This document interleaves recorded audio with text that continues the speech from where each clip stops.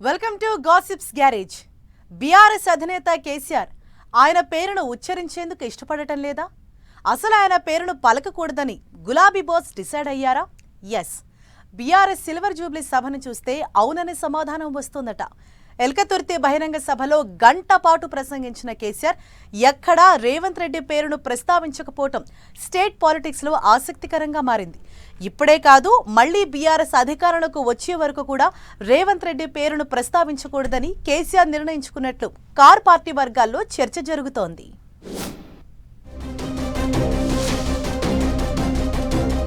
Silver Jubilee సభలో రేవంత్ రెడ్డి పేరును పలకని కేసీఆర్,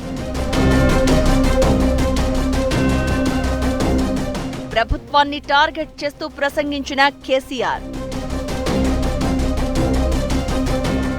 రేవంత్ రెడ్డి పేరును ఉచ్చరించకూడదని కేసీఆర్ డిసైడ్ అయ్యారా? బీఆర్ఎస్ పార్టీ ఆవిర్భవించి 24 ఏళ్లు పూర్తి చేసుకుని 25వ వసంతంలోకి అడుగుపెట్టిన సందర్భంగా సిల్వర్ జూబ్లీ వేడుకలను పెద్ద ఎత్తున నిర్వహించింది పార్టీ. హనుమకొండ జిల్లా ఎల్కతుర్తిలో ఏర్పాటు చేసిన భారీ బహిరంగ సభలో పార్టీ అధినేత కేసీఆర్ దాదాపు 53 నిమిషాల పాటు ప్రసంగించారు. టీఆర్ఎస్ పార్టీ ఎలా ఏర్పాటైందన్న దాంతో పాటు తెలంగాణ ఉద్యమ ప్రస్థానం, ప్రత్యేక రాష్ట్ర సాధన, 10 ఏళ్ల బీఆర్ఎస్ పరిపాలన గురించి కీలక ప్రసంగం చేశారు. ఈ సందర్భంగా కాంగ్రెస్ ప్రభుత్వంపై తీవ్రస్థాయిలో విరుచుకుపడ్డ కేసీఆర్ అటు బీజేపీపై కూడా ఫైర్ అయ్యారు. రాష్ట్రంలో కాంగ్రెస్ పాలనపై విమర్శలు గుప్పించిన బీఆర్ఎస్ అధినేత కేసీఆర్ ఎక్కడా సీఎం రేవంత్ రెడ్డి పేరును ప్రస్తావించలేదు. కాంగ్రెస్ పార్టీని నమ్మి ప్రజలు బోల్తా పడ్డారని, ప్రభుత్వంలో ఉన్న నాయకులు నోరు తెరిస్తే అబద్ధాలు చెప్తున్నారని మండిపడ్డారు. బీఆర్ఎస్, కేసీఆర్ మీద నిందలు వేస్తున్న కాంగ్రెస్ పాలకులు మంచిగా ఉన్న తెలంగాణను ఆగమాగం చేశారని ఫైర్ అయ్యారు.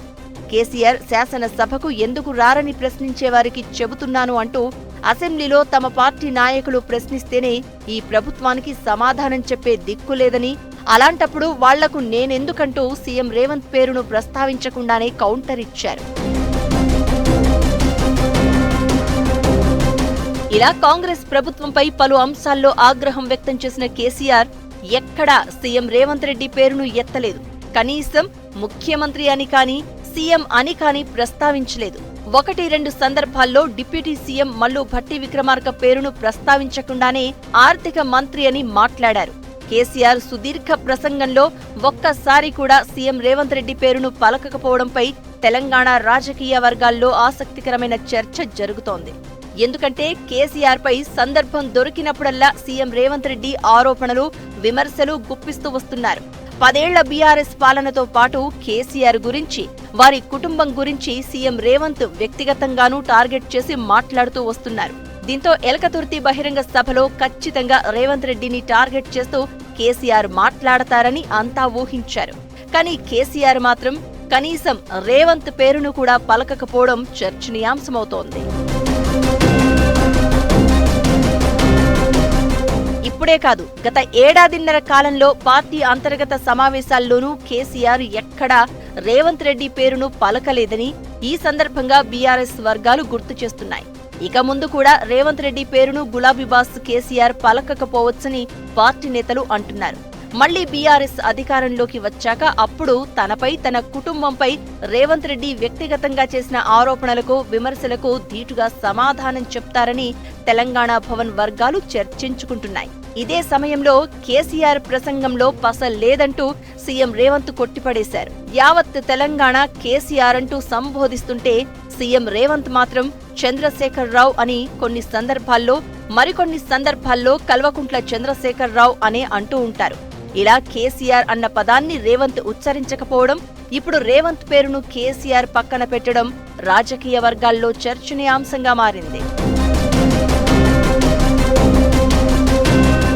బీఆర్ఎస్ అధినేత కేసీఆర్ స్పీచ్ పై CM Revanth Reddy press meet పెట్టి మీడియా ముందు స్పందిస్తారా, లేక తెర వెనుకే కామెంట్లు చేస్తారా అన్నది ఇప్పుడు ఆసక్తికరంగా మారింది.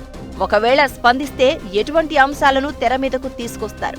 10 ఏళ్ల గులాబీ పాలనపై మరోసారి విరుచుకుపడతారా, లేక కాంగ్రెస్ సర్కార్ అన్ని రంగాల్లో విఫలమైందని, కాంగ్రెస్ సర్కారుకు ఇచ్చిన ఏడాదిన్నర టైం అయిపోయిందని కేసీఆర్ చెప్పిన కామెంట్లపై రియాక్ట్ అవుతారా అన్నది చూడాల్సి ఉంది.